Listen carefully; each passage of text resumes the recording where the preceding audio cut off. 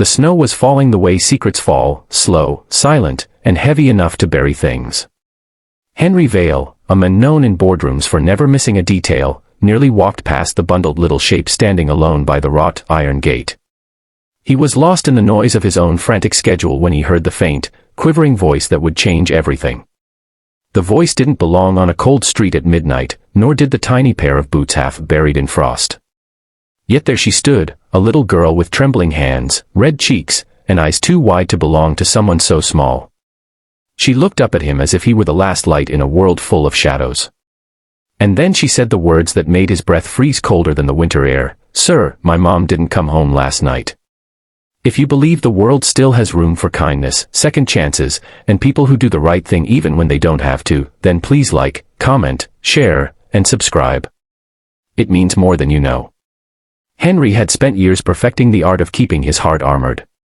He shook hands with billionaires, fired people when necessary, and built an empire from the ground up. But nothing in his meticulously planned life prepared him for the sight of this small, shivering child gripping a worn backpack and blinking away tears. Her voice cracked as she tried to stay brave, her little chin lifted in defiance against the cold. Henry's instincts, normally tuned only to numbers and negotiations, suddenly whispered something unfamiliar. "Stay. Listen. Help." He crouched down so he wouldn't tower over her. Snowflakes gathered on his coat, melting as quickly as the wall he'd built around himself over the years. The night was quiet except for distant traffic, but the heaviness in the air made it feel like the world had narrowed to just the two of them. He realized she hadn't cried yet.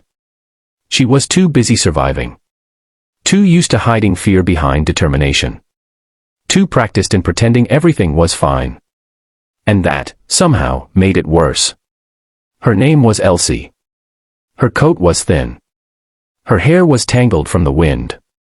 She smelled faintly of old crayons and the kind of house where the heater had been broken more than once. She didn't know where her mother was, only that she hadn't returned since yesterday afternoon. The last thing she remembered was her mother saying she had to go meet someone about a job opportunity. Henry didn't have children.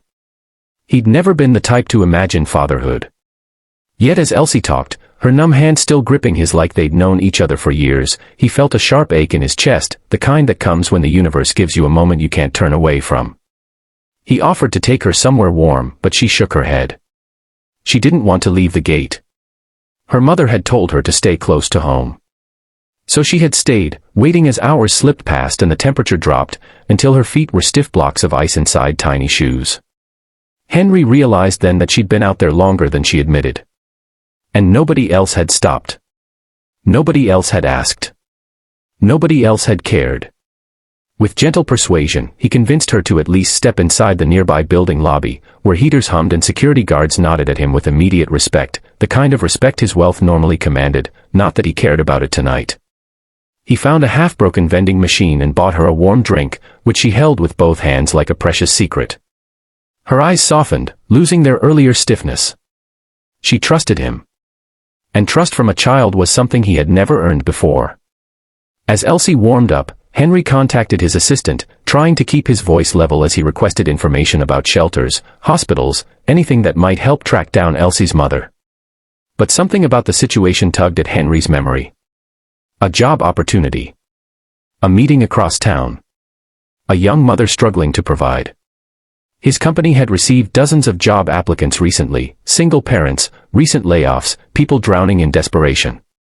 He wondered if he had unknowingly brushed past Elsie's mother in a conference room or in an email inbox without realizing her life depended on it. With every minute that passed, a quiet fury built inside him, not at her mother, but at a world where someone could vanish without anyone noticing. Elsie tugged his sleeve, breaking his spiral of thoughts. She wanted to show him something. Her home. He hesitated only a moment before agreeing. He followed her back into the snowy night, the cold slicing through the air as if urging them forward. Streetlights flickered overhead, coating everything in a blue glow. He walked beside her slowly, adjusting his stride so she didn't have to rush.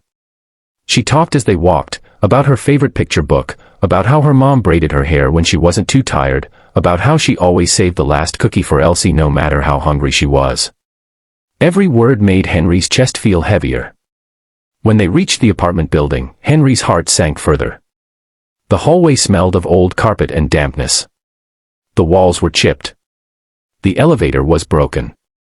Elsie led him up 3 flights of stairs and unlocked a door with a key attached to a string around her neck. The moment they stepped inside, Henry felt everything, the cold that filled the small, dim space, the silence that seemed to choke the room, the emptiness left behind by someone who didn't intend to disappear. Elsie called for her mother softly, then louder. No answer. Henry scanned the room with quiet concern. A coat still hung by the door. A half-filled mug sat on the counter. A worn notebook lay open on the table with scribbled reminders, job leads, and a line that made Henry's throat tighten, "Don't give up. Elsie needs me strong." He took a slow breath, steadying the storm growing within him. Something had happened, something real, something dangerous. This wasn't a case of a parent neglecting a child. This was a woman trying her best and falling into a hole with nobody to pull her out. Henry made calls. Many calls. He used resources he rarely used for anything personal. His assistant stayed on the line with police, shelters, hospitals. Hours passed, the night growing colder, the snow thicker, the world quieter. Elsie eventually curled up on the couch, exhausted. She fought to stay awake, insisting she needed to be there when her mom came home, but she was too small to fight sleep. Henry draped a blanket over her.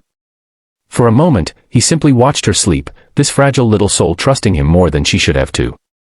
Then the phone rang. A hospital. They had found someone earlier that morning, a woman matching the description. Hit by a car while crossing the street. No ID at the time. Critical but alive. Henry left only when Elsie was safely in the care of his most trusted staff member. He rushed through the night, the hospital hallway seeming colder than the snow outside. When he saw Elsie's mother, bruised, pale, fighting for life, something inside him broke. She wasn't a stranger. She had interviewed at his company weeks ago. She'd been quiet, nervous, overwhelmed.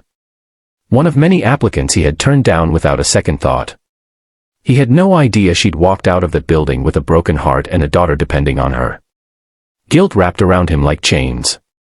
But determination, new, raw, urgent, burned hotter than anything he'd felt. He sat beside her bed and made a promise.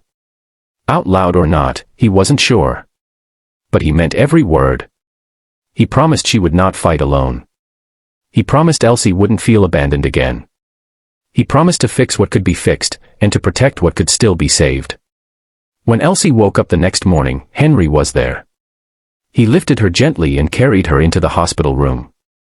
The moment the little girl saw her mother breathing, even unconscious, she buried her face in Henry's shoulder and sobbed, a sound so pure and heartbreaking that it carved something permanent into his chest. The weeks that followed changed everything. Henry visited daily. He handled insurance, paperwork, bills.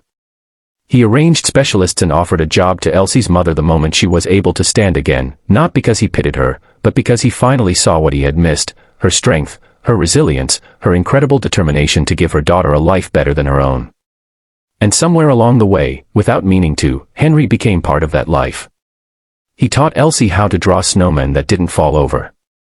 He helped her mother navigate a world that had tried to swallow her whole. He changed, not instantly, not magically, but slowly, the way ice melts into water when enough warmth surrounds it. If this story touched your heart in any way, please like the video, leave a comment, share it with someone who needs hope, and subscribe for more stories that remind us of the good still left in the world. Before the ending, please comment below, kindness changes lives.